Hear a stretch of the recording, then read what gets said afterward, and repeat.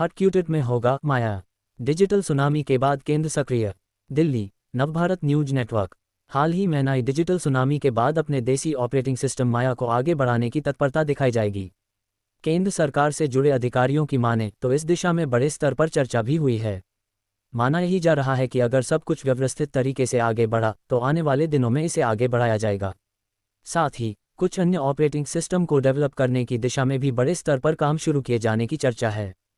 Cyber expert का मानना है कि अगर इसको केंद्र सरकार बहुत गंभीरता के साथ आगे बढ़ावाती है तो निश्चित तौर पर आने वाले दिनों में किसी भी तरीके के साइबर अटैक जैसी महामारी से बेहतर तरीके से बचा जा सकेगा।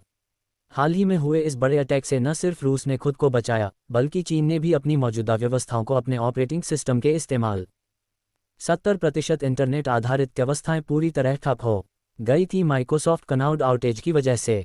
70% ऑपरेटिंग सिस्टम माइक्रोसॉफ्ट के ही हैं। दुनिया में 20% में iOS या मैक ऑपरेटिंग सिस्टम इस्तेमाल होता है। 7% के करीब दुनिया भर के कंप्यूटर में लाइनक्स ऑपरेटिंग सिस्टम का इस्तेमाल होता है। करने से बचाया है। इस घटना के बाद वह सभी सक्षम देश अपने ऑपरेटिंग सिस्टम को लागू करने की निश्चित तौर पर व्यवस्था को आगे बढ़ाएंगे। कई तरह की सिक्योरिटी लेयर्स। भारत के पास अपना माया ऑपरेटिंग सॉफ्टवेयर है। यह ऐसा सॉफ्टवेयर है जो कि कई तरह की सिक्योरिटी लेयर्स के साथ तैयार किया गया है।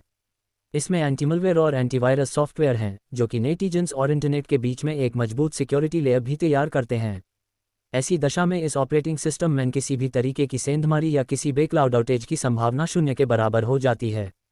साइबर एक्सपर्ट्स का मानना है कि अगर माया ऑपरेटिंग सॉफ्टवेयर को इस बड़ी क्राउड स्ट्राइक की घटना के बाद अपने देश में एक तय समय अंतराल पर माइक्रोसॉफ्ट ऑपरेटिंग सिस्टम से रिप्लेस किया जाए तो आने वाले वक्त में इस दिशा में एक बड़ा कदम होगा। माया ऑपरेटिंग सिस्टम को ट्रेडिशनल ऑपरेटिंग सिस्टम से बदलने की आवश्यकता है। अभी इस ऑपरेटिंग सिस्टम को उतना ज़्यादा आगे नहीं बढ़ाया गया है।